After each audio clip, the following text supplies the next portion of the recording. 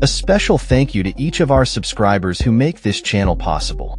Here's today's story.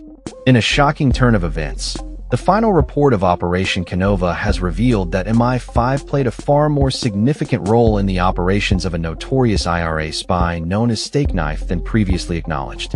The report, which has been the culmination of a £40 million investigation, lays bare the extent of MI5's involvement with Freddie Scappaticci, the man behind the codename Stakeknife, who is linked to at least 14 murders and numerous abductions during the Troubles in Northern Ireland.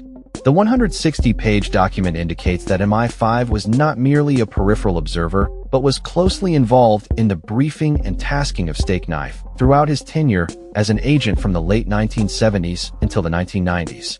This revelation contradicts earlier claims made by MI5, which suggested their role was limited. Sir Ken McCallum, the Director General of MI5, expressed his condolences to the victims and families affected by the actions of the Provisional IRA's Internal Security Unit, which was responsible for torturing and killing suspected informers.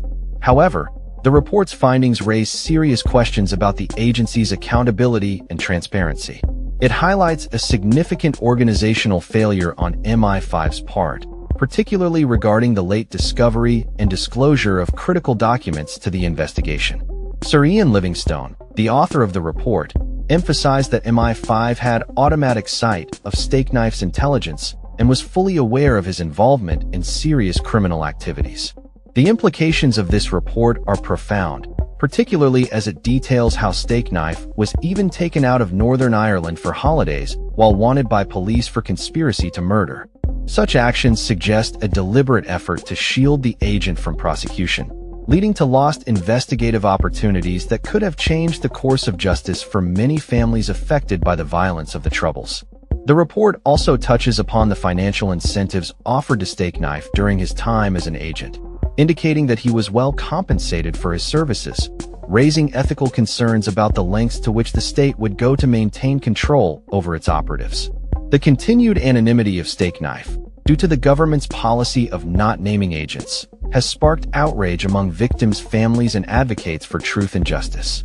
Many argue that the lack of transparency undermines the integrity of the investigation and the trust of the public in the government's commitment to addressing the legacy of the Troubles. Northern Ireland's Secretary Hilary Benn has stated that naming Stakeknife is not currently possible due to ongoing litigation surrounding the policy of neither confirm nor deny NCND. However, critics, including PSNI Chief Constable John Boucher, argue that this stance is untenable and serves only to further obscure the truth. Families of victims, such as Paul Wilson, whose father was killed by the IRA, have expressed their frustration, insisting that the failure to name Stakeknife contradicts the very purpose of the investigation. The report also revisits the case of Jean Smith Campbell, a woman killed in 1972, suggesting she was most likely shot by an unknown IRA member, a conclusion her family disputes.